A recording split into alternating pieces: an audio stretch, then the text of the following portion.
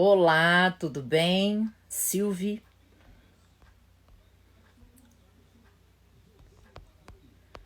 tô aqui colocando o título da nossa live hoje.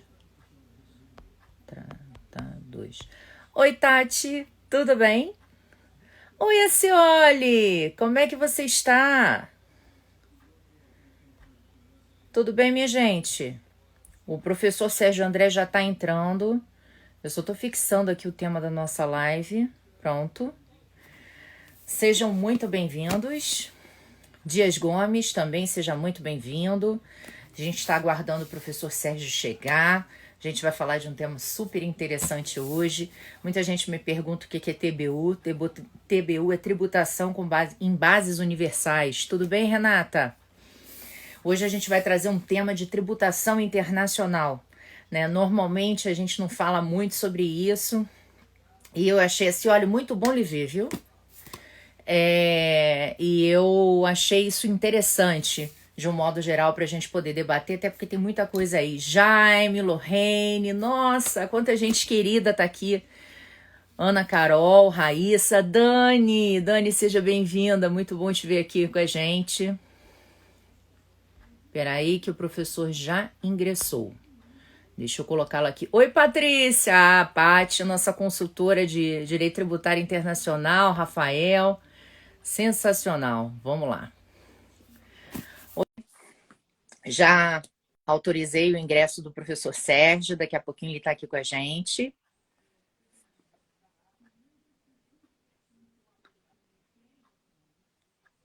José Casimiro também ingressou. Olha ele aí já ingressando. Aí tá uma... Olá, tudo bem, Sérgio? Tudo bom?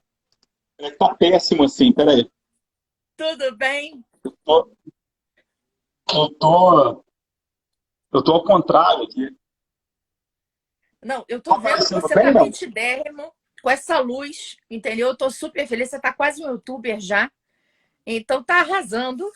Obrigada por você estar aqui com a gente. Vem cá. Eu não consigo me enxergar, porque o celular tá de costas para mim.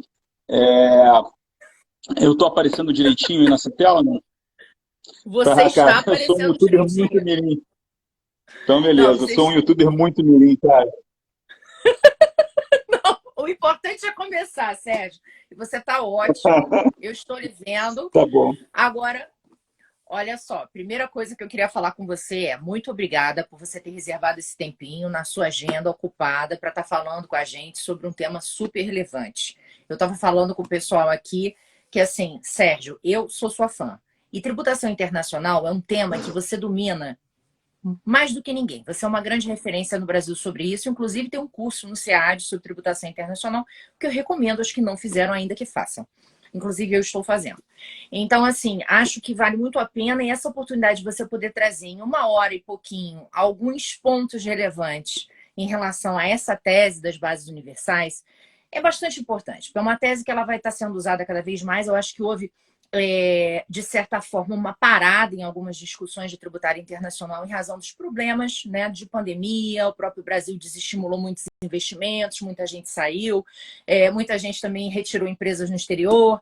Então, assim, eu acho que depois de um tempo de uma estabilização, a gente vai conseguir voltar a essa temática. Então, é sempre bastante útil, né, que a gente debata isso.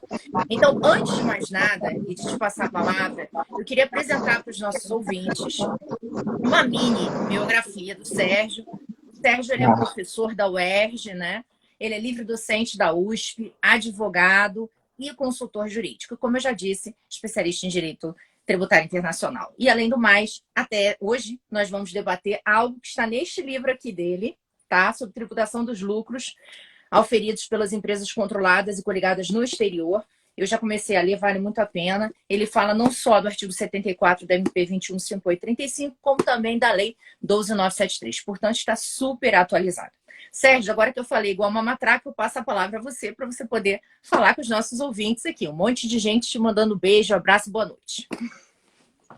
Obrigado, Micaela. É um prazer estar aqui com você. É um prazer contribuir mais uma vez aí com o Tributário em Jogo. Sempre que vocês chamarem, vou estar aqui presente. Eu não quero começar te contradizendo, porque você disse que o livro está super atualizado, mas eu estou, nesse instante, fazendo uma edição nova dele, que está me ocupando aí desde o início do ano, junto com outras coisas, e a ideia é lançar ainda esse ano.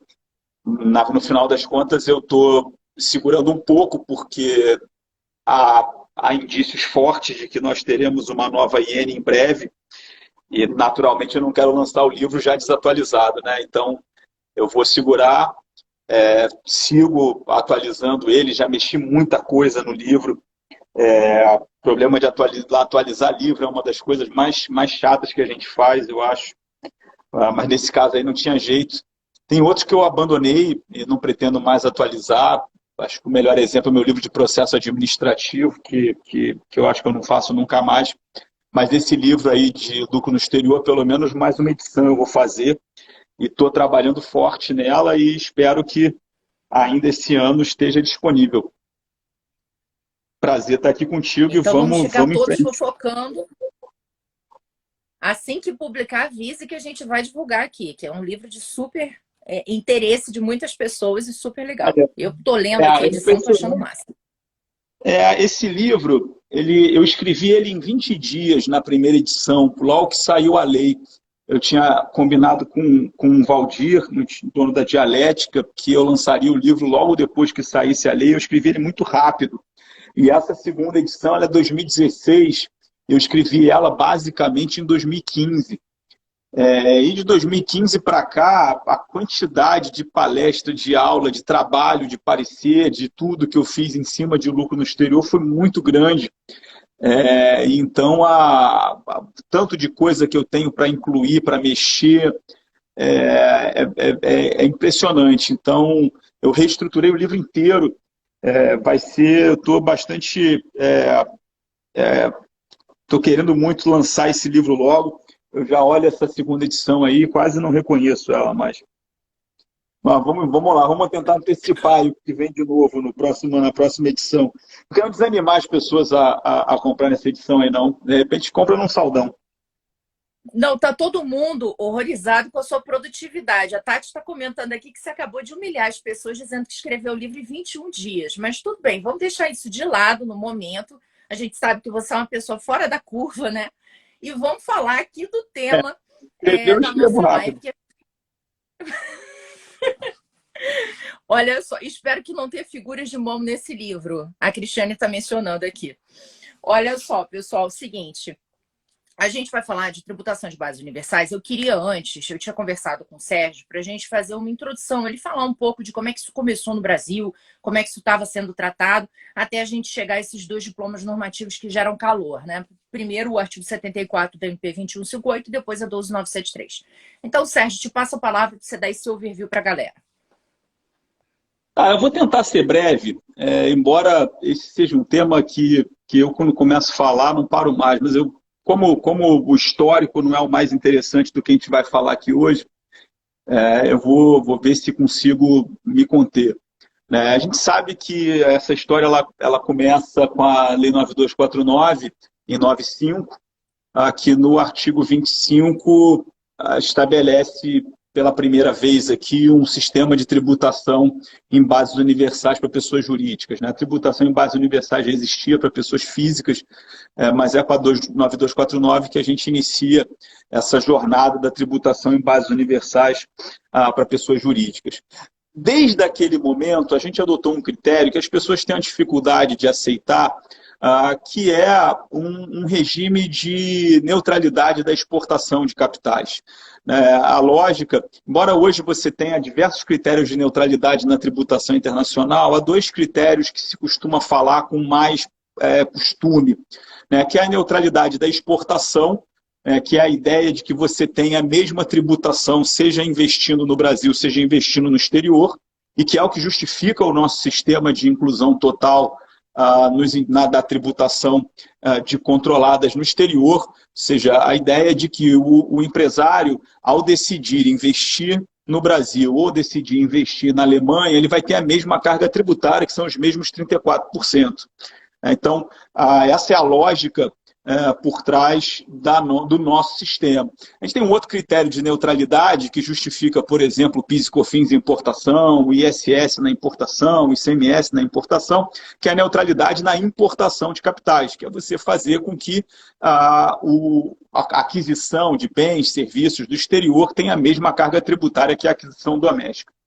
Mas, bom, o nosso sistema, ele sempre foi, desde a largada, né, um sistema baseado nesse critério de neutralidade de exportação, e por isso, já no artigo 25 da 9249, a gente tinha um regime de adição integral de resultados das entidades controladas ou coligadas no exterior na apuração do imposto de renda, né, que é uma coisa importante, que depois tem muitos efeitos, que certamente a gente não vai ter tempo de discutir aqui hoje, mas tem muitos efeitos na interpretação, principalmente do artigo 26, é o fato de que a 9249 ela só se aplicava ao imposto de renda. Então, a redação do artigo 25, do artigo 26, ela é toda pautada pelo imposto de renda. A CSL ela só passa a incidir em bases universais a partir de 1999. E a regra de incidência da CSL em bases universais hoje está na MP 2158, a mesma lá do artigo 74. Então, a regra de largada ela era uma regra só para imposto de renda, e não para a contribuição social. Naquela época, eu estava na faculdade ainda, então não vivi isso, tá? Nem sonhava que seria tributarista nesse período. Mas quando a gente pega a literatura da época, a gente já percebe que quando veio a 9249, houve uma reação fortíssima da literatura, né, com a premissa de que seria inconstitucional esse tipo de sistema de tributação automática.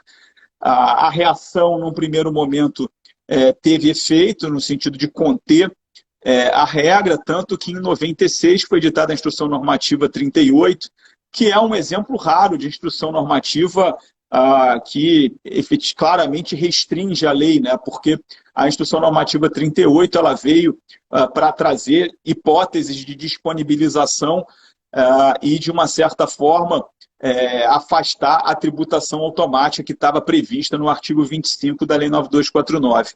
Em 97, vem a Lei 9532, que legaliza a IN. Né? Então, o artigo 1º da 9532 incorpora os critérios de disponibilização que estavam previstos na IN 38. Isso fica assim até 2001. 2001, a gente sabe, foi um ano extremamente revolucionário para fins de tributação. A gente teve o artigo 74 na MP 2158. Esse artigo 74 ele foi incluído na versão 34 da MP 2158, né? Para quem não viveu aquela época, era aquele período em que as MPs eram eternas, mas tinham que ser reeditadas mensalmente. Então você tinha esse negócio, né, que a MP tinha 1, 2, 3, 12, 20, 30 versões. Então, o artigo 74 vem na versão 34 da MP, e fica ali na versão 35, que é a versão final que a gente trabalha até hoje. E o que faz o artigo 74? Né? Muita gente não percebe que o artigo 74 ele não é a regra de tributação. A regra de tributação continua sendo o artigo 25 da Lei 9249. O que o artigo 74 faz é reestabelecer como aspecto temporal da tributação das controladas e das coligadas no exterior o momento da apuração do lucro, ao invés dos eventos de disponibilização que estavam previstos na Lei 9532. Então, esse foi o impulso inicial. Quando vem o artigo 74 da 2158, aquelas discussões sobre inconstitucionalidade que tinham ficado latentes quando da edição da Lei 9249 voltam rapidamente à cena, e junto com o debate sobre a constitucionalidade, surge um segundo debate que, da primeira vez, não tinha ficado tão claro, ou não tinha surgido com tanta força, que é a questão da compatibilidade entre a regra de tributação automática dos resultados da controlada ou da coligada no exterior e os tratados internacionais tributários. Então, esse debate que eu acho que, de alguma forma, a gente vai avançar na sequência, ele cresce pós 2001. Como eu disse, 2001 foi um ano relevante. Não só a gente teve o artigo 74, teve o parágrafo único do artigo 116 no CTN, teve a lei complementar 105 e o direito de acesso a informações bancárias pelas autoridades fiscais. Então, realmente, 2001 foi um ano bastante agitado em termos tributários. Eu não sei se paro por aqui, Micaela, e como que você quer, o que você quer explorar desse esboço inicial. Não, foi ótimo, Sérgio. Acho que agora você já deu uma visão geral de como é que a gente evoluiu e chegou no artigo 74 da MP 2158. Eu queria trazer aqui alguns pontos para ouvir tua opinião, né? Esse artigo 74 ele fala ali de forma bastante clara que é o lucro das empresas controladas e coligadas no exterior que será adicionado à base de cálculo da empresa controladora ou coligada no Brasil. Existe uma tese, né, normalmente da União, dizendo que não é o lucro. O que é adicionado é o reflexo patrimonial desse lucro. E aí, a gente discute do outro lado, o contribuinte, falando que, na verdade, o que você tem ali é uma tributação que não é MEP, né? Que, na verdade, o MEP não pode ser tributado, aí o contribuinte fala que você adicionar o lucro é MEP. E, assim, particularmente, o MEP ele tem algo mais do que o lucro. E o MEP, pela própria legislação, ele é excluído, né? Existe um decreto-lei que prevê a exclusão do MEP. Então, no meu sentir, claramente o que você tem ali é a utilização de um método aditivo, onde eu pego a linha aonde está lá o lucro daquela empresa, na minha participação, né, de controle, seja 100%, seja um pouco menos do que isso, ou o que eu tenho da coligada, eu pego aquilo ali, transformo em reais, vou pegar e vou adicionar na minha base. Então, para mim é muito claro que o que eu estou, na verdade, tributando por meio do artigo 74 é efetivamente o lucro, né, da empresa no exterior, e não o reflexo patrimonial, e nada tem que ver com o MEP. E aí eu queria ouvir a tua opinião sobre isso, para depois a gente desdobrar a DI 2588, e aí depois a gente desdobrar a tese dos tratados e falar da 12973. O que você acha? Veja, acho ótimo. Tem um monte de coisa no que você falou. Uma coisa, acho que a primeira questão é se você pode ou não pode tributar o MEP. Ou seja, a gente fala em MEP, é o método de equivalência patrimonial, que é a maneira como você avalia, né, o custo da sua participação societária na entidade no exterior.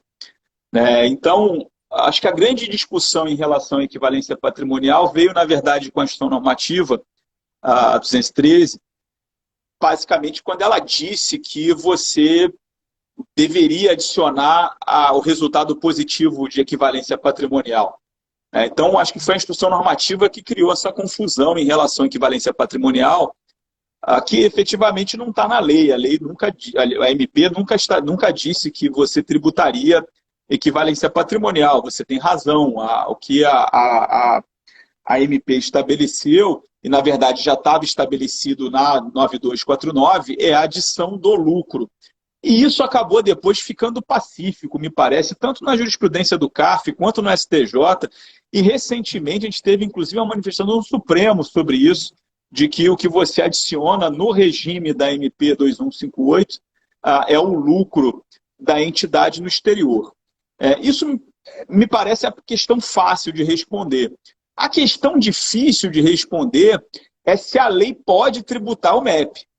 Porque você tem razão quando você diz que tanto o decreto 1598 de 77 quanto a própria 9249 explicitamente estabelecem que você não vai tributar a contrapartida de equivalência patrimonial. Então, hoje você tem dispositivos explícitos nesse sentido. A questão, e aí acaba sendo uma questão teórica, era qual seria o tratamento se, porventura, a lei passasse a tributar o MEP. Que, de alguma forma, a gente pode discutir isso lá na frente, de alguma forma, me parece que, pelo menos em parte, é o que a 12973 queria fazer. E aí você pode discutir se essa tributação do MEP ela seria constitucional. Aí acho que tem posições divergentes, né? Porque há uma linha doutrinária que vai entender que o MEP, enquanto mero reflexo patrimonial temporário e, portanto, não definitivo, ele não tem as características suficientes para ser considerado renda e, portanto, o MEP jamais poderia ser tributado, mesmo que a lei assim o prevesse. Né? Já há outras visões, e em 2012 eu publiquei o Manual de Direito Tributário Internacional com meu amigo Marco Aurélio Greco, e a gente, quando debateu esse assunto, ele tinha uma visão muito diferente, por exemplo. Ele achava que não havia problema algum de você tributar essas variações patrimoniais, mesmo que elas fossem variações patrimoniais não necessariamente definitivas. Na época em que a gente estava elaborando esse livro, que foi ali nos idos de 2011, eu lembro que a gente tinha decidido, né, que no livro a gente ia escrever sempre juntos, mas que, eventualmente, se a gente discordasse de alguma coisa, a gente apresentaria as duas visões no livro. E, nesse caso, eu desisti da gente chegar a uma posição comum quando o Marco sustentou que você poderia tributar a valorização patrimonial de imóveis. Então, que, por exemplo, você comprou um imóvel naquela bolha imobiliária que a gente teve aqui no Rio, ele valorizou de monte, que você já poderia pagar imposto sobre aquilo, mesmo que depois viesse uma crise como a que a gente vive hoje, que eventualmente, dependendo das características do seu imóvel, ele desvalorizasse. Então, quanto à possibilidade ou não... Fala. Posso só te interromper um minuto nesse ponto que eu estou um pouco estupefata? Me diz uma coisa, ele não vê uma violação... Porque, assim, para mim está parecendo muito uma discussão patrimonial e não de renda. Então, para mim, assim, estaria muito fora do alcance do imposto de renda, né? Além de ser, obviamente, uma questão que a gente ainda... Uma variação efêmera, ela é transitória. Então, como é que ele consegue ultrapassar essa questão? Olha, eu acho que, no fundo... Porque o fato aumento patrimonial há. Né? Então, quando você tem uma equivalência patrimonial positiva, o fato há uma variação, há um aumento de patrimônio. A grande questão, me parece aí, não se há aumento ou não de patrimônio, é se ele é um aumento de patrimônio realizado. Né? Então, eu acho que, no final das contas, é um debate de realização da renda, não da existência de renda.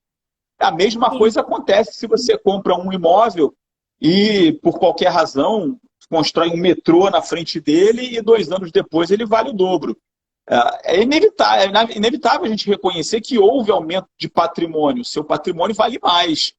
A grande discussão que você vai ter é se esse aumento, esse acréscimo patrimonial que você experimentou, ele foi realizado. Porque, de fato, por ser transitório, da mesma maneira que tem um metrô e ele valoriza, sobe uma favela no morro atrás e ele desvaloriza. E você só vai saber efetivamente o que aconteceu, se você vai ter ganho ou perda, no momento em que você realizar o ativo, que você alienar o ativo.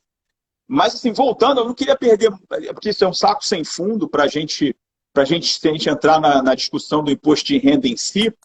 Mas, como eu disse, essa discussão de se você pode ou não tributar o MEP, que a gente estava entrando aqui perigosamente, ela é uma discussão teórica, porque não é o que nenhuma das leis fez isso explicitamente, né? Tributar a equivalência patrimonial. Todas elas estabeleceram uma tributação de lucros. Né? Então, isso é verdade para a 9249, é verdade para a MP 2158, e a gente vai falar na sequência, me parece verdade também para o regime da 12973. Então, eu acho que a gente está sempre diante de um sistema de tributação de lucros. Uma coisa que eu percebo, Sérgio, na verdade, é que essas regras, né, principalmente o artigo 74 do MP 21.5835, ela vem numa toada, e muitos doutrinadores foram nessa linha também, dizendo, olha, A tributação em bases universais ela tem sentido quando a gente pensa efetivamente em normas CFC, portanto, um dos defeitos que se apontou na norma seria justamente dela ser genérica, ou seja, dela não fazer menção ao fato de haver uma elisão praticada, um planejamento tributário abusivo, para justificar a desconsideração da personalidade jurídica praticamente no exterior e alcançar esse lucro. Porque um dos pontos que é bastante relevante nessa tributação é justamente a questão da disponibilidade, né? Porque, afinal de contas, o artigo 43 ele deixa claro que a renda você só pode tributar quando você tem aquisição da disponibilidade econômica ou jurídica de renda ou provento de qualquer natureza. Então, o grande ponto é que disponibilidade houve pelo simples fato de uma empresa ter um resultado positivo? Não houve ainda disponibilidade jurídica nem econômica para a sua controladora. A não ser que a gente realmente desconsidere a existência dessa pessoa jurídica e assuma que aquilo ali se reflete direto na controladora no Brasil. E qual é a tua visão com relação a esse tratamento pela Receita? Porque me parece que ela continua tendo a mesma visão quando ela tentou trazer uma maquiagem na 12973. De novo você levanta diversos aspectos. Assim, primeiro, eu não tenho... Porque, eu acho que quando você analisa a regra, você tem que analisar por diversos aspectos diferentes, né? O primeiro deles que você abordou aí é um aspecto de política tributária, né? Se esse modelo de tributação ele é um modelo bom ou ele é um modelo ruim. Me parece que, em relação a esse debate, há muito de intuição e muito pouco de pesquisa. Eu acho que faltam trabalhos empíricos que possam analisar os efeitos reais das regras brasileiras, desde a 9249 até o regime atual da 12973. Me parece até que o modelo brasileiro ele é bom. Eu gosto dessa ideia de você tributar. Acho que se o problema do modelo brasileiro não é ele em si, é o fato de os outros países não o adotarem. Isso não foi uma invenção nossa. Esse modelo de tributação ele foi proposto pela primeira vez na reforma do Kennedy, na década de 60. Não sei se você já teve a curiosidade de estudar esse material daquela época, eu já tive. E, basicamente, a regra que o Kennedy queria propor para os Estados Unidos era exatamente uma regra como a nossa, e dentro do modelo dele, você só permitiria diferimento de tributação em alguns casos de controladas em países em desenvolvimento, subdesenvolvidos, porque a ideia era você usar isso como uma forma de indução a investimentos nesses países. Então, tinha uma questão de equidade entre nações naquele modelo dele. Naturalmente, o que aconteceu naquela época é a mesma coisa que a gente vem acompanhando no Brasil desde a 9249. Surgiu uma enxurrada de críticas, essas alegações de que você teria prejuízo para as multinacionais americanas e tudo mais, e o modelo de compromisso que surgiu depois do fracasso da proposta de Kennedy foi esse modelo do Subpar-F que estava aí em pleno vigor até a reforma Trump. Então, a gente não inventou a roda com esse negócio, né? O próprio Obama, em algum momento, fez um movimento nessa direção e foi sepultado novamente pelas críticas, a ponto de, em 2010, se eu não me engano, o professor Aviona ter organizado um seminário nos Estados Unidos sobre isso, né? Para tentar, pela primeira vez, superar ou aprofundar esses diversos argumentos que estão sempre pairando em torno do debate de tributação de controladas no exterior, e como um deles é esse, né, essa questão de não, isso prejudica as multinacionais e tal.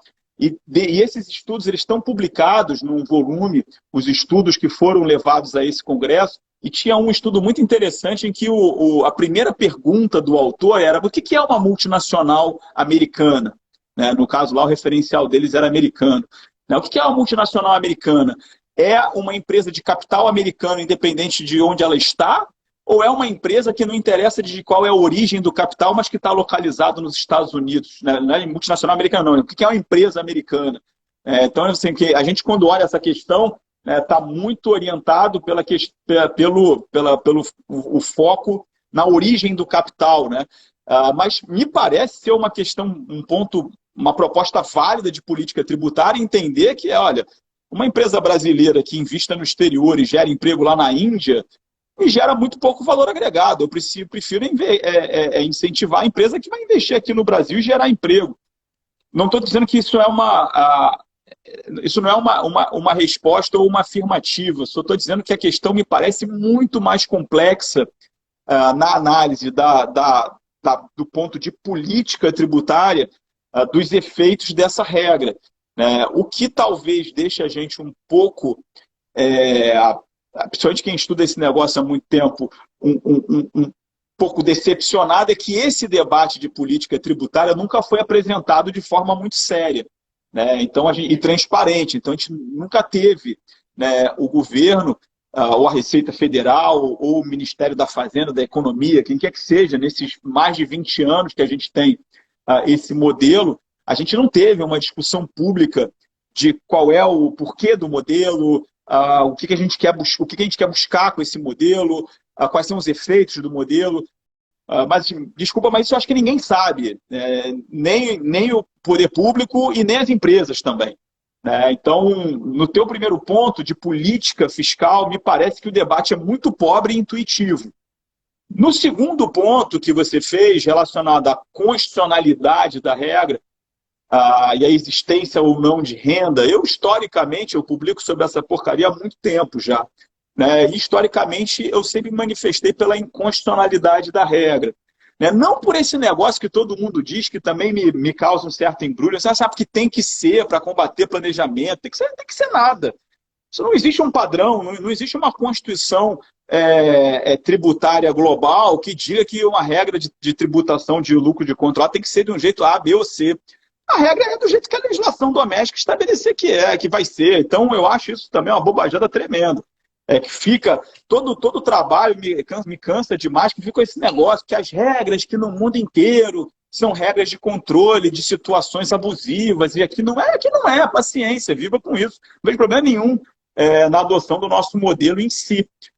E mais, se esquece que em boa parte do mundo que se olha, que é o mundo União Europeia, você não pode ter uma regra como a regra brasileira, desde a decisão daquele caso que é de Bruce Schweppes, em que se estabeleceu que dentro da União Europeia você só pode ter uma regra CFC que seja para combater Hold Artificial Arrangements, ou seja, que você tem que estar diante do combate a uma situação artificial, mas por conta dos princípios da União Europeia, que não tem nada a ver com a gente. O próprio relatório da ação 3 do projeto BEPS deixou isso muito claro no início, e ele fala em regras de inclusão total várias vezes, eu falo o tempo inteiro, mas é um exagero, várias vezes. Então, eu acho que a gente tem que parar com esse negócio de que, não pode, porque o mundo inteiro não faz. Aí fica essa questão que é muito típica nossa, né?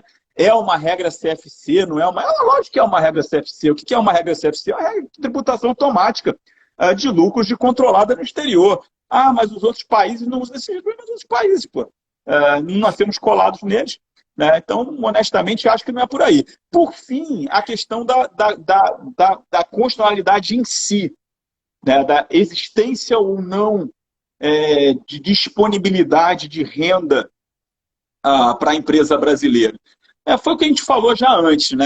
Me parece que há acréscimo patrimonial, mas não há disponibilidade, não há realização da renda. Do outro lado, é muito comum argumentarem, e isso não só nesse caso do TBU, a gente vê isso em diversos casos de IFRS, a gente vê diversas situações em que se argumenta para justificar que houve realização, que o resultado é passível de distribuição. Então, esse é um aspecto que, para quem me ouve, eu acho que, e para quem me ouve e está pesquisando, e às vezes está à procura de um tema, eu acho que esse é um aspecto que ainda não foi analisado por ninguém, que é esse efeito da existência de um resultado distribuível sob a caracterização ou não de disponibilidade e realização da renda. Isso aparece muito nesse discurso de que essa renda já é disponível exatamente porque a gente sabe que a contrapartida positiva de equivalência patrimonial ela pode ser distribuída ao sócio acionista. E muitas vezes é daí que se infere a existência de alguma realização. Você fala assim, pô, se você pode entregar dinheiro para o seu sócio, com base nesse resultado, como é que você não vai dizer que não é disponível? E aí você vai ter um segundo grau de dificuldade, que é demonstrar que uma coisa é a relação societária da entidade controladora no Brasil com o seu sócio, e outra coisa é a incidência de imposto de renda sobre o resultado da entidade lá fora.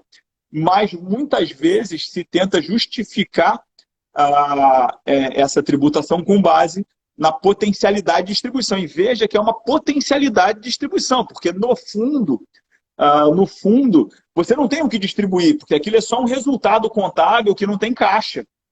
Você só vai ter caixa se você efetivamente receber uma distribuição. Eu já disse que era por fim, mas tem um último comentário que eu tenho que fazer, porque quando a gente entra nesse debate de disponibilização e tudo mais, muitas vezes se esquece do parágrafo 2º do artigo 43 do CTN, que veio junto dessa grande reforma de 2001.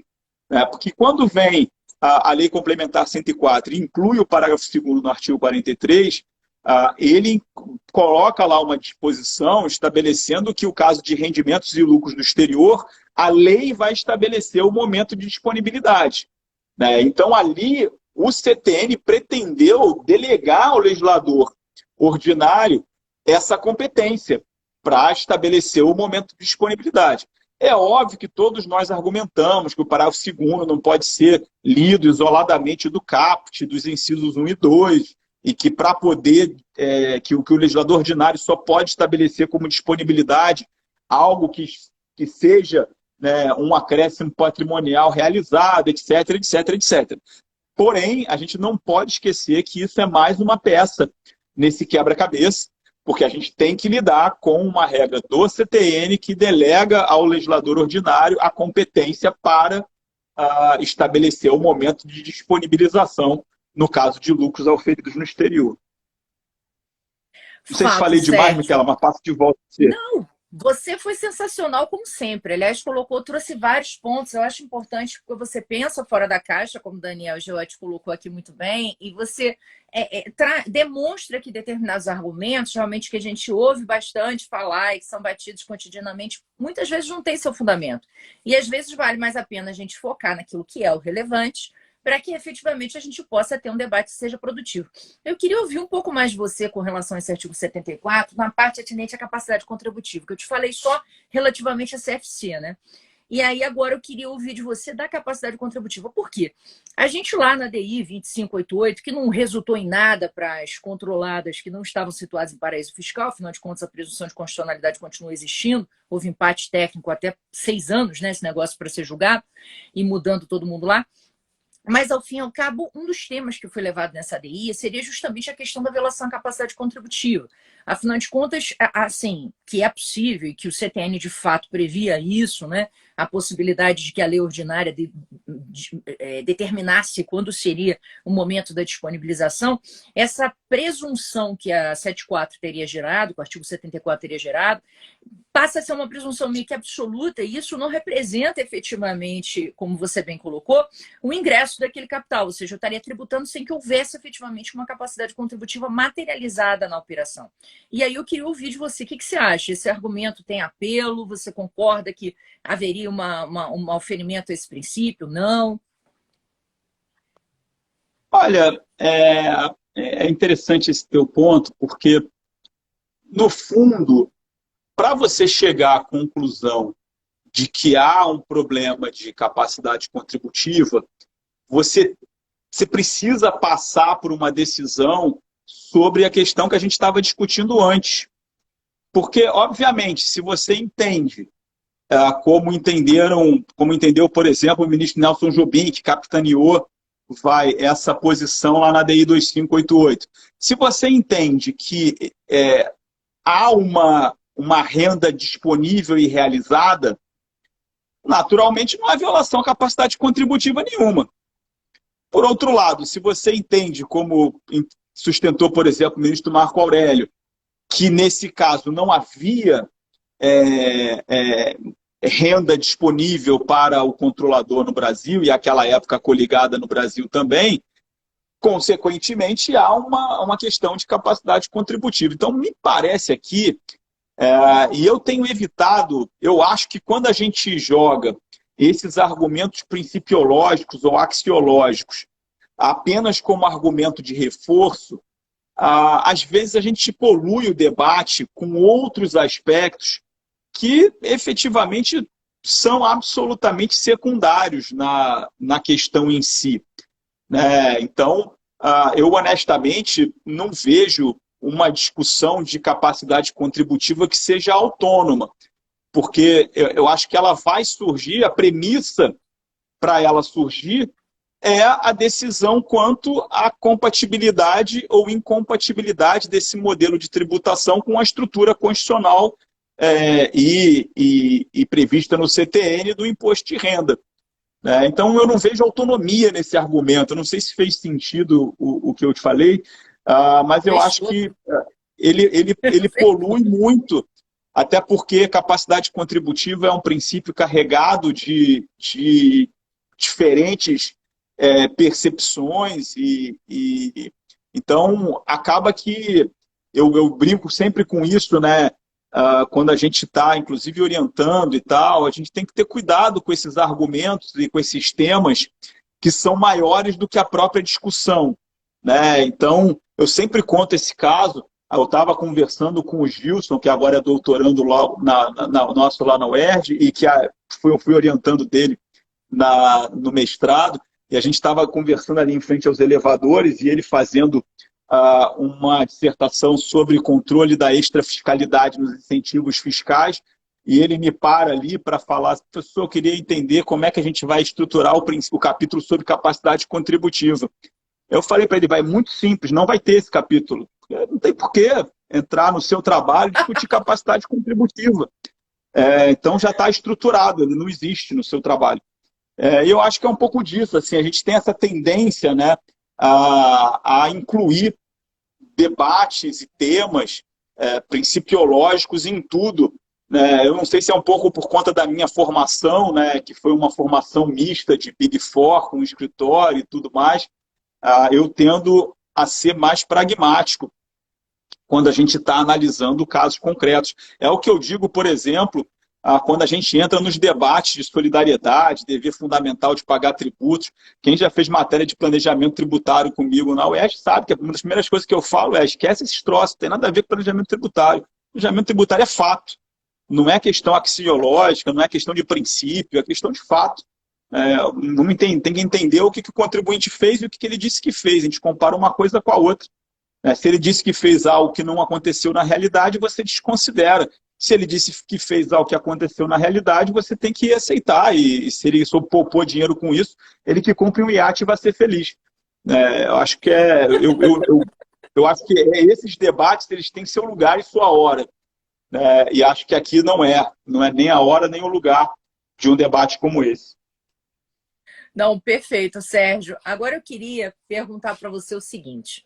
Levando em conta, né, que o artigo 74 fala do lucro das empresas controladas e coligadas ser adicionado à base de cálculo da controlada brasileira, a gente tem aí a questão dos tratados internacionais, né?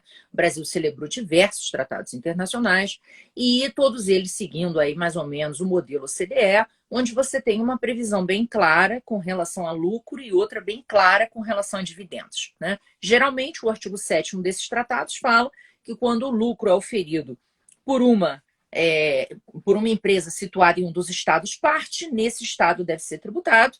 E o artigo 10º geralmente trata dos dividendos e fala que quando existe distribuição de dividendos é possível a tributação por ambas as partes. E aí pergunto eu a você, diante desse cenário, artigo 7º dos tratados, existindo vários tratados celebrados e internalizados no Brasil, como fica a questão do artigo 74? Existe uma violação? Não existe aplicação? O que você acha disso? Como fica também, e aí é um ponto já mais macro de política, a visão do país ou do investidor no país com relação a essa instabilidade? Ou seja, existe um tratado celebrado, eu não cumpro o tratado, eu aplico o artigo 74, que é o que tem acontecido, E aí, qual a tua visão sobre esse contexto? Vamos lá. Primeiro, Micaela, eu tenho que fazer sempre a ressalva que eu sempre faço. Assim, em 2017, eu publiquei um livro chamado Política Fiscal Internacional Brasileira. Aquele livro era para ser a minha tese de titularidade num concurso que a gente já tem em 2017, que acabou não acontecendo. E foi publicado, acabou sendo publicado em 2017 mesmo. Eu tenho uma posição, e eu venho levantando essa bandeira de forma muito rotineira, de que o Brasil não segue o modelo da OCDE, nunca seguiu.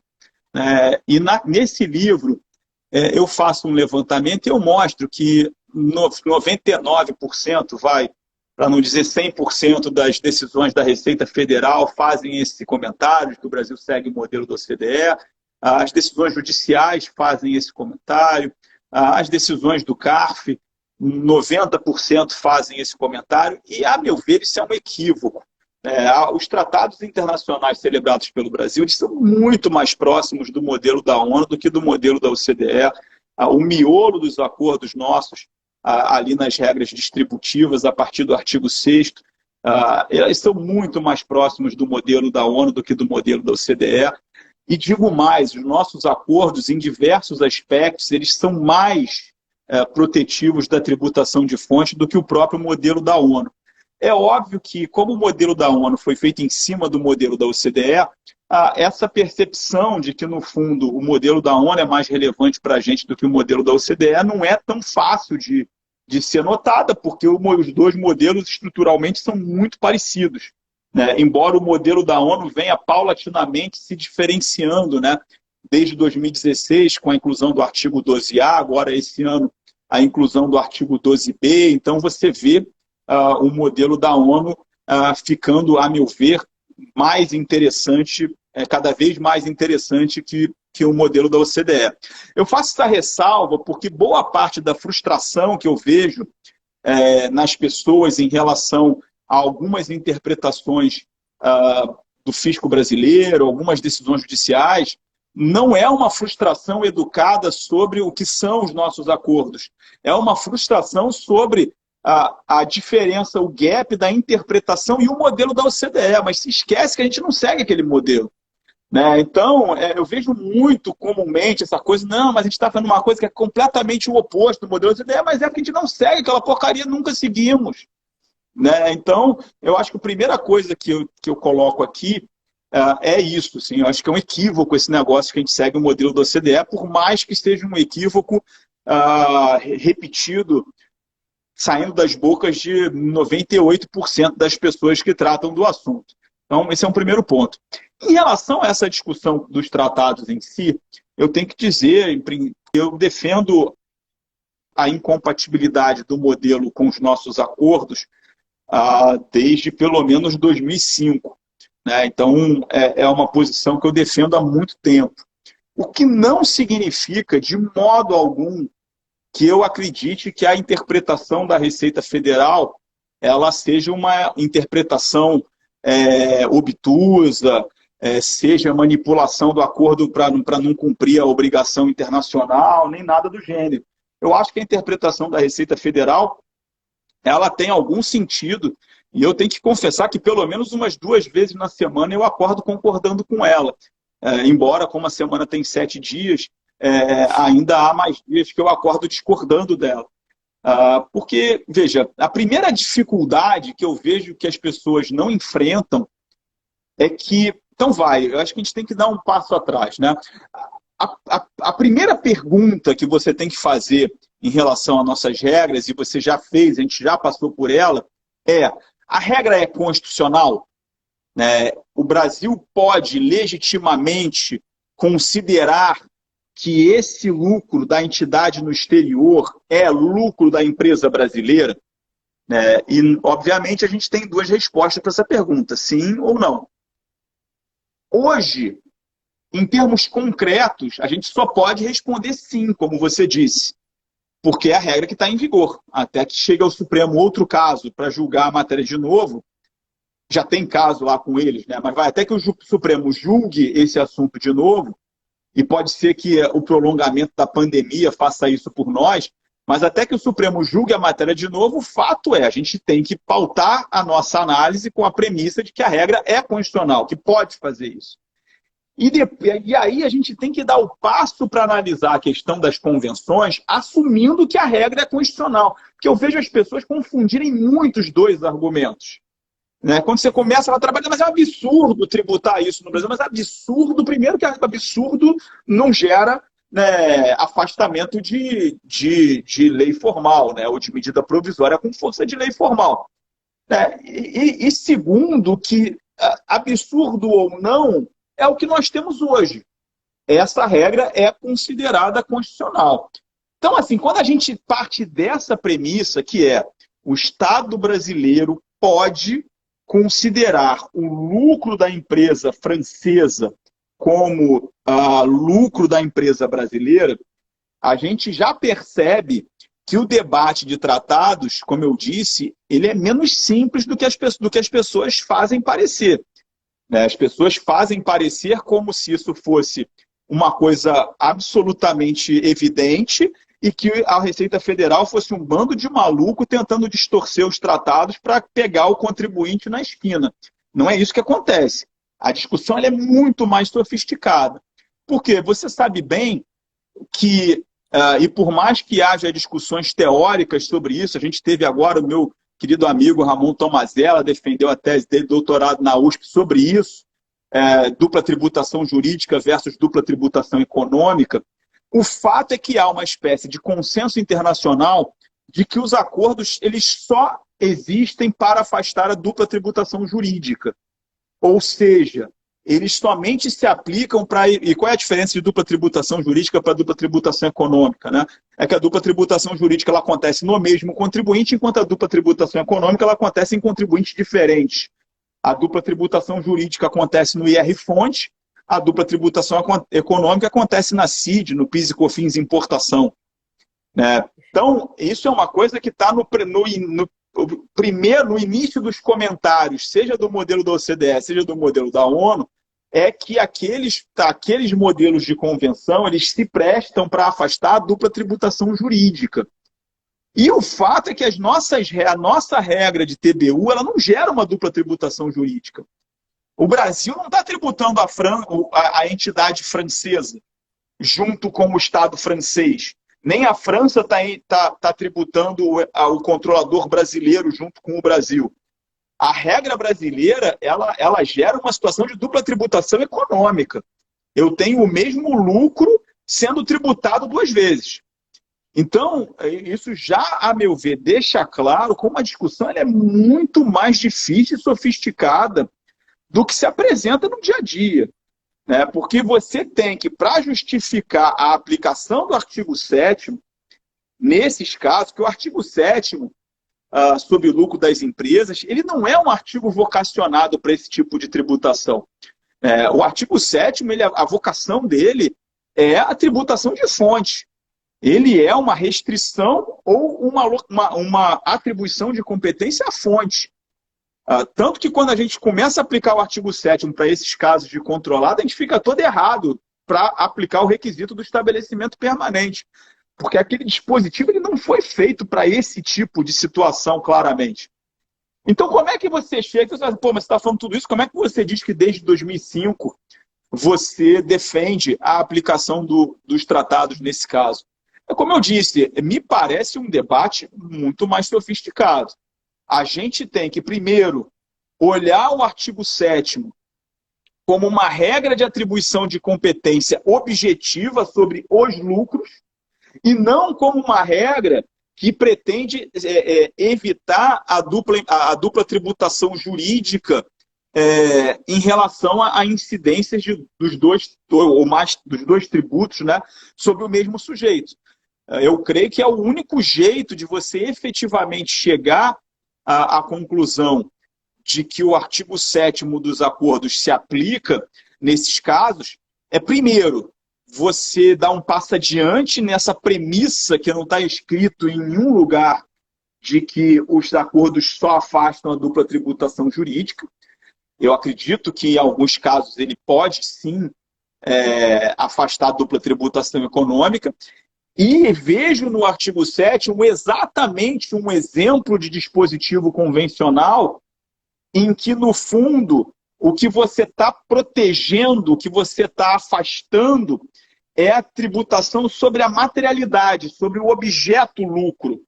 E não necessariamente, então, ou seja, não é uma regra subjetiva da perspectiva dos contribuintes envolvidos, das entidades envolvidas, mas é uma regra objetiva da perspectiva da materialidade e lucro, né? Estabelecendo uma competência para a tributação daquele lucro, independentemente de se resultaria dali uma dupla tributação jurídica ou uma dupla tributação econômica. Eu não sei se eu me alonguei demais, Micaela, mas eu queria falar sobre esse tema com esse tipo de abordagem, porque, como eu disse, eu acho que o tema ele é tratado de maneira simplista e simplória, muitas vezes pela teoria e principalmente pela advocacia, né? A advocacia ela tem uma afã, uma pressa em chegar a conclusões óbvias e essa coisa acusatória em relação à posição das autoridades fiscais. O que não me parece que haja nenhuma evidência de que a Receita Federal ela atue dessa forma intencional e dolosa, né, para violar tratados. Eu vejo isso numa injustiça brutal. Eu conheço muito bem a equipe internacional da Receita Federal, que faz um trabalho absolutamente hercúleo, né, com recursos humanos e de infraestrutura escassos e lutando em diversas frentes, o que não significa que a gente não discorde, a gente discorda em um monte de coisa, né? Ano passado eu tive a felicidade de fazer 2 dias de treinamento com o pessoal da COSIT, acho que foram até 3 dias, 3 manhãs, com o pessoal da COSIT sobre esses temas de TBU. A gente concordava, a gente discordava. Às vezes eu discordava deles e eles favoráveis ao contribuinte mais do que eu. Ou seja, eu acho que... Até falar assim, então não deixa aí, fica com a posição de vocês, não fica com a minha não. Porque e se mudar, não diz que fui eu.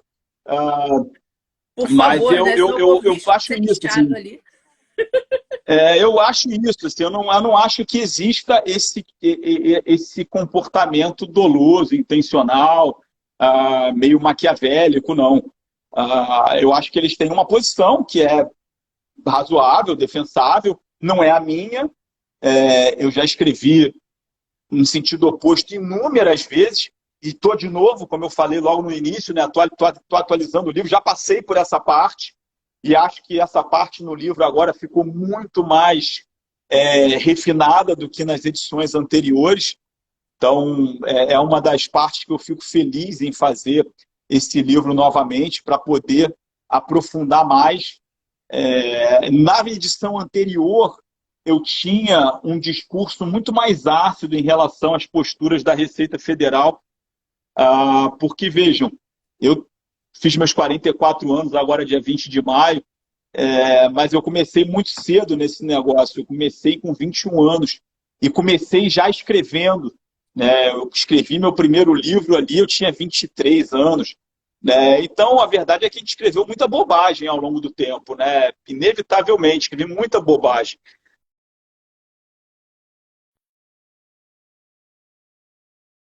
Você tem uma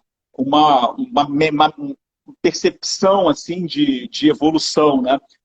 E eu mesmo, sei lá, coisa de 6, 7 anos atrás, não tinha as posições que eu tenho hoje.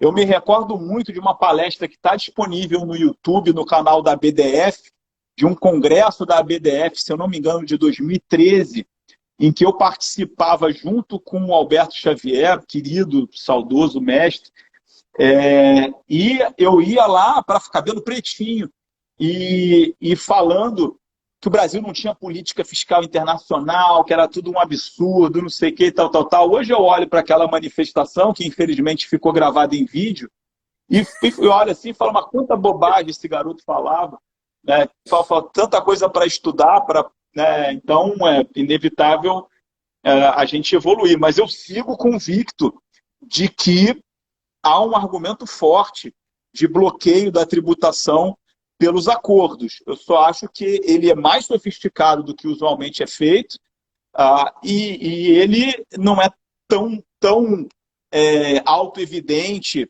e não é um vencedor. Eu lembro, 2 anos atrás, eu visitando uma empresa grande em São Paulo, e eles diziam, não, esse negócio eu não adiciono não adiciono mesmo não, tá, tenho aqui um parecer e não adiciono, porque isso aí é um absurdo, não tem como.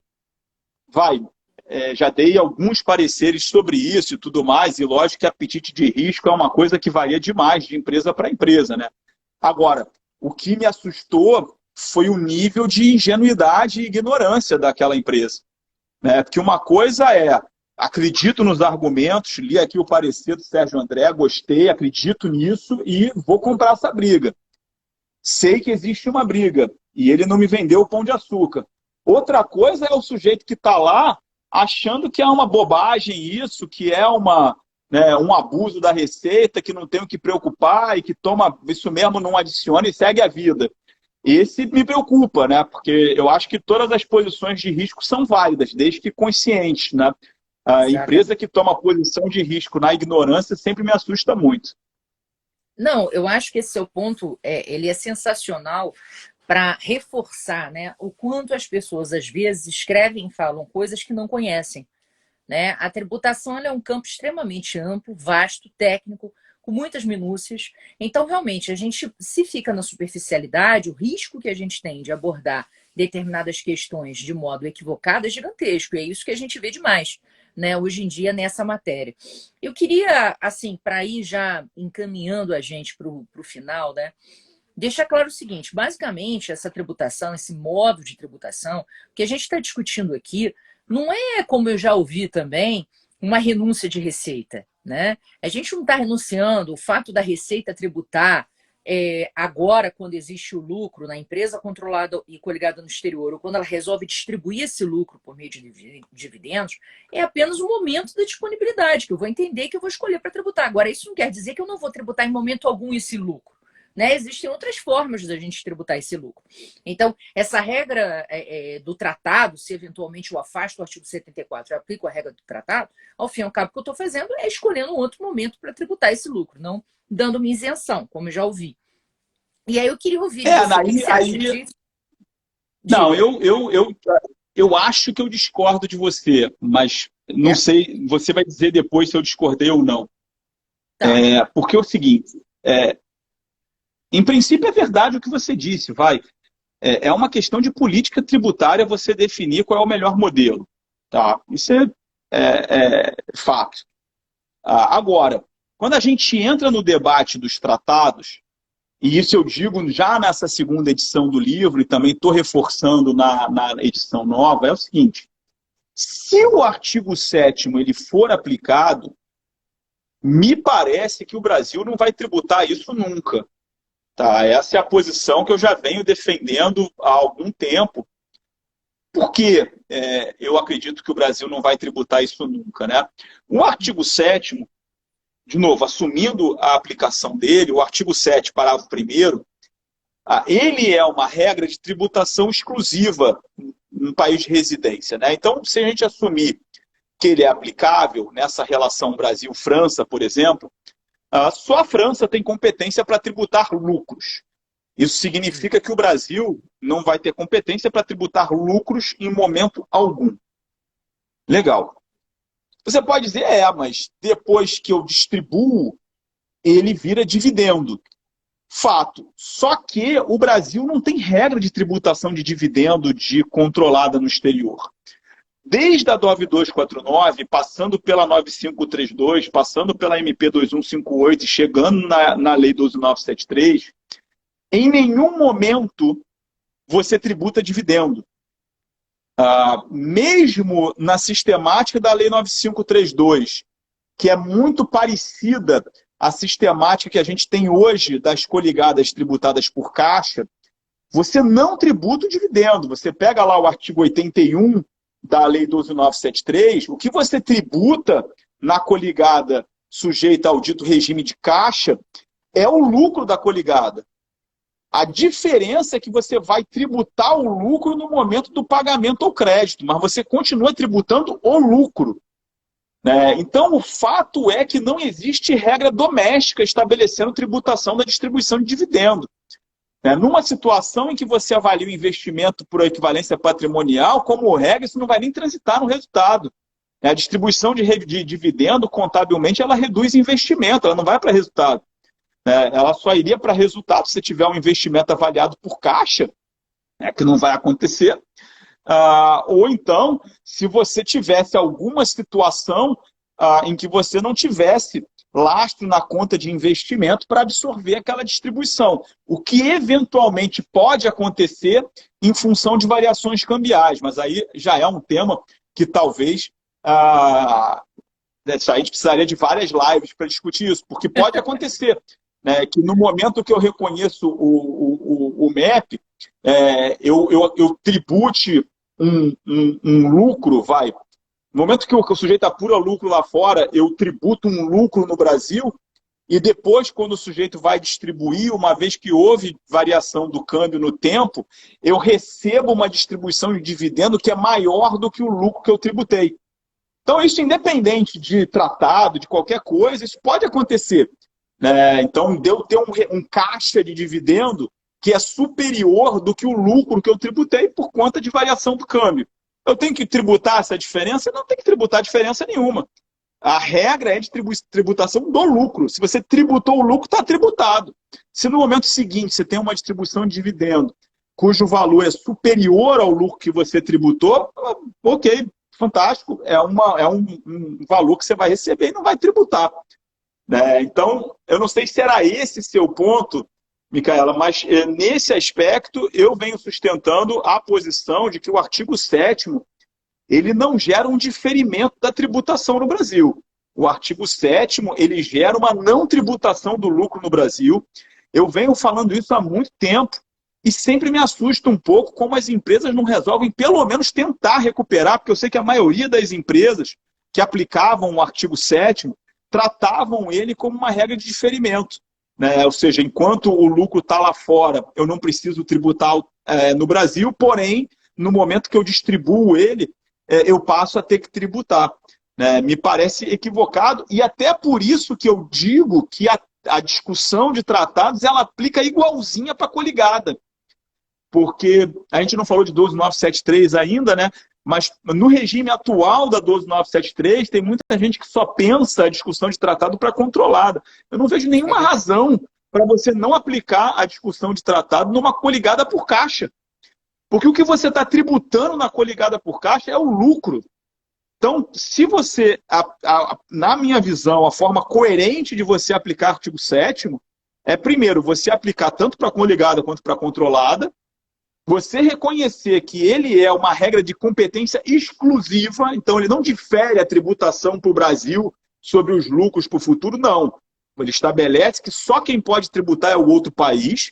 Então, para nós, sobraria uma tributação sobre distribuição de dividendo que não está prevista na legislação. Aí não é mais uma questão de tratado, é uma questão de legislação doméstica. A nossa legislação doméstica não prevê a tributação da distribuição de dividendo. A materialidade dela é o lucro, não é o dividendo. Não sei se era isso que você estava falando, Micaela. Não, e se a gente discordou de fato. Ou não, se... na verdade, a gente discordou um pouquinho, Sérgio, porque eu entendo que essa questão ela envolve uma política legislativa. Então, a partir do momento que a gente vai aplicar o artigo 7º, exatamente dizendo, olha, eu vou tributar o lucro da minha controlada lá no exterior, eu acho que é importante a gente ter uma norma de replicada aqui no nacional, no sentido de, não, beleza. Então, se eu vou respeitar nessa situação esse tratado internacional, entendendo que existe uma norma de competência exclusiva, quando houver a distribuição, a norma interna tem competência para poder tributar. Então, acho que falta aí, concordo com você, com relação à ausência da norma interna para essa tributação. Mas eu acho que seria uma perda, uma questão de política legislativa. Então, se eu trabalhasse dessa linha, de fato, eu vejo isso como diferimento. Agora, eu não consigo ver essa norma, a aplicação do artigo 7º, como isenção no Brasil. Porque, para mim, é uma questão de opção. Se eu não quis tributar o dividendo no Brasil, foi uma questão de política legislativa minha, uma brecha que eu preciso corrigir, né? Mas, assim, entendo perfeitamente, acho que são as posições que a gente tem com relação à matéria. Né? Não, veja, o artigo 7º ele não é uma regra de isenção. né? Já Ele ouvi é uma muita gente regra falando de isso. atribuição de competência sobre lucros, né? Então, o fato é, sobre lucros o Brasil não poderia tributar. É lógico que o Brasil pode tributar o dividendo, se quiser, só que tem que prever na lei. A minha É, questão só é que, a partir do momento que o Brasil não pode tributar lucros, e desde a 9249 a materialidade sempre foi lucros, falta na legislação uma regra de tributação de dividendos. Esse é o meu único ponto. Não é nenhuma questão mais de tratado, é uma é questão de interna. direito interno. Essa regra não existe. Não, perfeito. Estamos Mas vamos nesse lá, o que ponto, mais que estamos você tem absolutamente de aí? acordo. Agora, eu queria te perguntar uma coisa. 12973, Sérgio. Como é que você acha que essa lei, como muita gente diz, que essa lei veio com o objetivo de tentar uniformizar e reduzir o contencioso das empresas relativamente a essa questão de tributação pelo TBU e tratado, tá? E aí, realmente, muitas empresas passaram a adotar a 12973 e pararam de usar a tese de tratado e tal. E eu queria ouvir de você o que você acha disso. É realmente isso ou não? Há esperança? Dá para discutir? Não dá? Quero ver uma visão geral sua sobre esse diploma. Então, o que aconteceu, me parece, com a 12973 e o litígio, né? Se você for ver, e você provavelmente vive esse negócio intensamente como eu já há bastante tempo, no regime da 9249/MP2158, como você tinha um regime unificado, todas as empresas estavam no mesmo saco. A gente estava vivendo um boom do outbound brasileiro. Então, a gente tinha um outbound do setor de petróleo, tinha um outbound do setor de construção, né? Tinha outbound em outros setores de commodities. A gente teve um papel relevante das empresas de auditoria na estruturação desses investimentos no exterior, usando tratado e tal. Então, o que acontece, que me parece, é que no regime MP 2158, Lei 9249, estava todo mundo mais ou menos no mesmo barco, com as suas holdings controladas diretas, consolidando o resultado de um monte de entidade. Então, era o setor de construção, era o setor de alimentação, era o setor de bebida, era o setor de petróleo, era o setor financeiro. Estava todo mundo mais ou menos com o mesmo tipo de estrutura, com o mesmo tipo de problema. E comprando a mesma briga. E isso a gente percebe pelo nível de coesão que houve em torno da ADI 2588, que foi ajuizada pela CNI. Então, quando veio a MP 627, ali em novembro de 2013, se eu não me engano, 7 de novembro de 2013, e começa o processo de negociação do que viraria a Lei 12973, primeiro, houve um engajamento muito grande dessas empresas que eram os principais players na discussão anterior. Então, todas participaram, muitas participaram ativamente das conversas com a Receita Federal, no que resultou como modelo da 12973. A ponto de, eu me lembro muito bem, ali em 2014, 2015, conversar com algumas empresas sobre essa questão de voltar a discutir tratado, de voltar a discutir inconstitucionalidade, e ouvir de algumas, não, a gente negociou isso, a gente participou do debate, não me sinto confortável agora para fazer nada. Então, eu acho que na largada, e agora nós estamos a um distanciamento disso. Então, talvez agora o momento seja outro.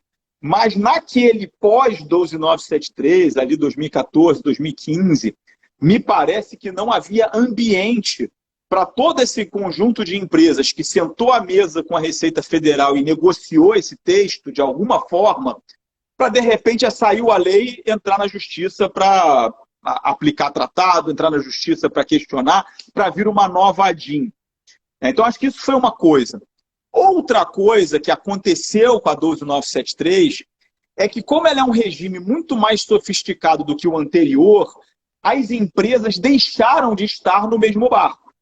Para começar, por exemplo, o setor de petróleo. O setor de petróleo teve a isenção lá no parágrafo 3º do artigo 77 e todo mundo saiu do grupo, num primeiro momento, para aquilo que era mais relevante. É lógico que algumas empresas continuaram tendo controladas que não atendiam os requisitos do parágrafo 3º e parágrafo 4º, mas isso era mais exceção do que a regra. A regra era, estou aqui na isenção para aquelas estruturas do repetro velho. Então você já criou um regime diferenciado. O problema do setor foi ter cochilado e ter perdido o ano de 2020. Eu mesmo, eu faço pouquíssimo contencioso, pouquíssimo mesmo, mas eu tenho algumas ações, principalmente de tributação internacional. E uma das ações que eu tenho é exatamente uma ação dessas, para uma empresa do setor que ia ficar a descoberta em 2020 e a gente conseguiu uma liminar para ela não adicionar esse resultado em razão da aplicação do tratado com a Holanda. Então, assim, para o setor de petróleo, por exemplo, ficou essa discussão de 2020 e algumas questões pontuais de algumas empresas.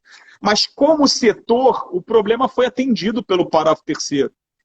A gente tem também o crédito presumido de 9%, lá no parágrafo 10 do artigo 87, que fez com que, para muitas empresas, o efeito da regra fosse residual.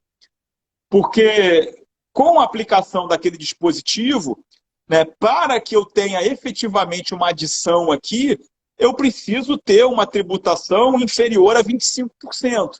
É verdade que no mundo de hoje, 25% não é uma alíquota baixa, é até uma alíquota alta, se a gente for considerar a depressão que as alíquotas de imposto de renda corporativo foi sofrendo. Mas ainda assim, para muita gente, o negócio é meio 0 a 0. Não há aquele efeito gigantesco de outros tempos e tal. Então, assim, sinceramente, tem gente que consolida. Então, a regra de conta, assim, agora, 2022, com o fim da consolidação, se ela efetivamente acabar, pode ser que muita gente desembarque. Porque a consolidação é outra. 2022 acaba o crédito presumido e a consolidação. Já está uma movimentação, mas vai saber o que vai acontecer, ainda mais ano que vem, esse ano de eleição maluco.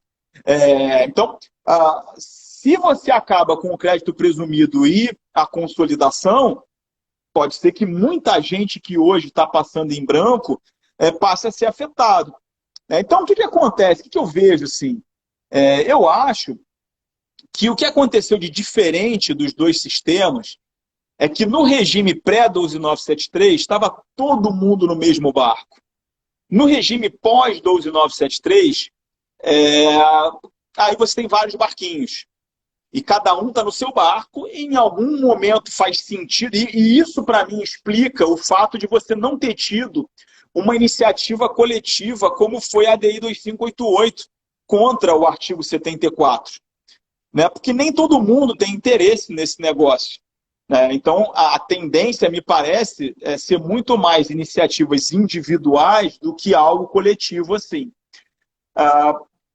Acho que a questão seguinte mas vem cá, a discussão ela se aplica ainda no contexto da Lei 9.12.973? Olha, sinceramente, eu acho que nada mudou. Logo que veio a lei, o que aconteceu, a meu ver, é que muito prestador de serviço, muita auditoria, quis aproveitar a lei para controlar risco. Então, se você for ver, as auditorias elas tinham participado intensamente nessa estruturação outbound brasileira, com tratados. E estava vendo que a coisa estava apertando da perspectiva de auto de infração para caramba. Aquela época, 2014, 2015, um cenário ainda incerto no CARF, que depois acabou se consolidando negativo e que talvez reverta nesse ambiente sem voto de qualidade, que sempre foi um tema de voto de qualidade. E o que aconteceu, me parece, foi que muita gente resolveu sair do risco com a 12973. Então, logo que veio a 12973, veio muita gente dizer, não, agora não pode mais. Podia aplicar tratado, porque o artigo 74 falava em lucros, mas o artigo 77 da 12973 fala em parcela do ajuste do valor do investimento, isso é diferente, então agora não aplica mais. Desde o primeiro momento da MP 627, eu falei, cara, isso é bobagem. A lei ela é clara, parcela do ajuste do valor do investimento equivalente ao lucro. Você continua tributando o lucro da controlada. Quando você vai para o artigo 81 e 82 de coligada, você vê que é lucro.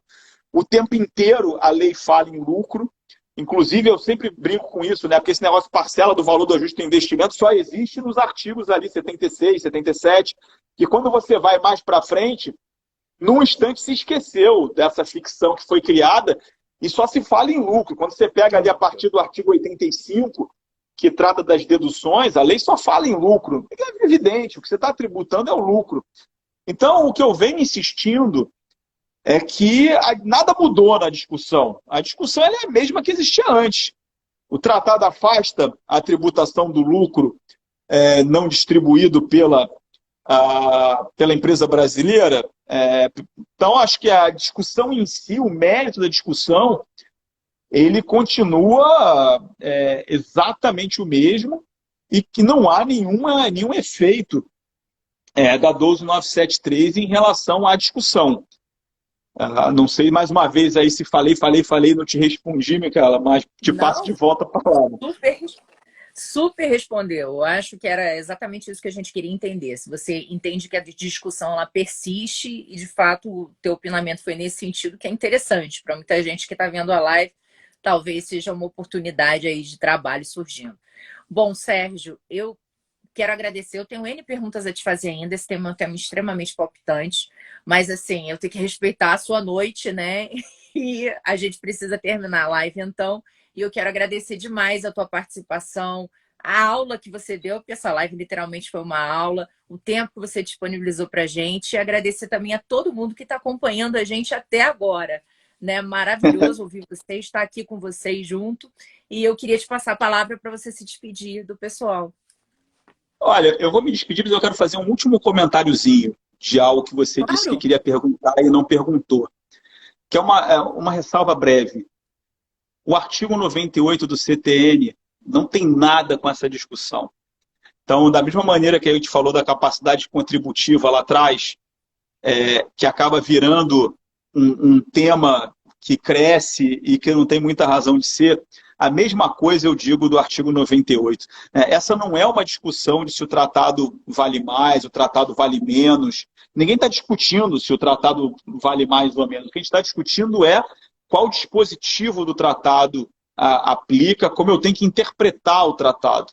Então, eu acho que esse é um último comentário que eu queria fazer, porque eu vejo muito essa coisa de artigo 98, quantas árvores já não foram derrubadas por causa desse artigo. E eu venho repetindo, assim, o artigo 98 ele não tem papel em nenhuma discussão tributária envolvendo tratados internacionais que eu tenha conhecimento. Porque você nunca está discutindo que a lei interna vale mais do que o tratado.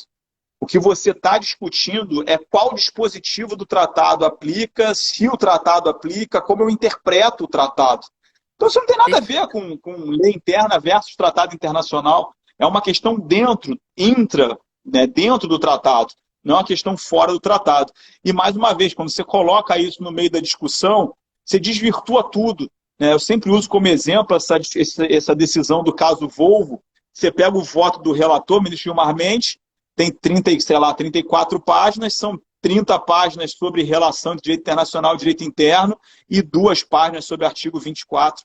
Tem que parar de facilitar a vida de julgador que fica enchendo linguiça em cima de artigo 98, de relação.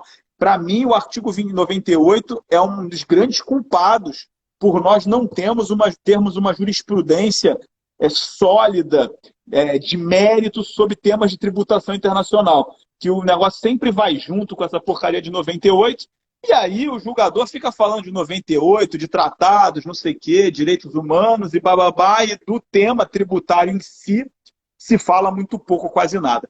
Bom, Micaela, eu sei que você pediu para eu dar uma boa noite, e eu entrei numa discussão que, como você disse, essa discussão de 98, então, eu estudo 98 desde a história do 98, eu sou um dos grandes lenhadores de árvore aí em função de 98, já publiquei vários textos sobre ele, então nem posso apontar o dedo para os outros, não.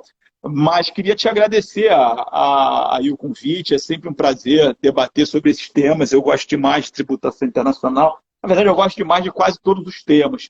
Não sei, tipo um ICMS, ST, talvez não. Mas não pelo tema em si, mas por não conhecer muito e a gente tende a gostar mais das coisas que a gente conhece, né? Então, Verdade. agradecer demais aí o convite, né, esse projeto que você, Tatiana, vem fazendo, que vocês sigam fortes aí. Eu acho que o projeto de vocês se diferencia de muita coisa que a gente vê por aí, pelo conteúdo, né? Você lá com o seu doutorado com a gente na UERJ, Tatiana, espero que esteja desligando aqui, trabalhando na tese dela, para te acompanhar em breve como doutora também. Então, fica aí meus parabéns por essa iniciativa de vocês. A gente que veio um pouco antes, né, e tem como única vantagem em relação a vocês ter um pouco mais de tempo, a gente tem sempre que atender esses pedidos, mesmo que sejam essas lives já meio noturnas, para apoiar e participar, e sempre que vocês precisarem, eu vou estar aqui com vocês cumprindo essa função que para mim faz parte da minha atuação na própria UERJ, é uma extensão do que a gente faz lá. Então, vocês podem sempre contar comigo aí para participar com vocês. Poxa, muito obrigada, Sérgio. Só te agradecer realmente. Maravilhoso poder contar com o seu apoio. Dizer para todo mundo que essa live vai ficar gravada, então se você entrou no meio do caminho, você vai ter oportunidade de assistir a live inteira e vale a pena assistir, porque foi uma aula que o professor Sérgio deu de graça aqui para gente. Um beijo grande para todo mundo. Sérgio, muito obrigada mais uma vez Tchau, tchau, e até a tchau. próxima. Obrigado. Beijo grande. Tchau, Tchau. tchau.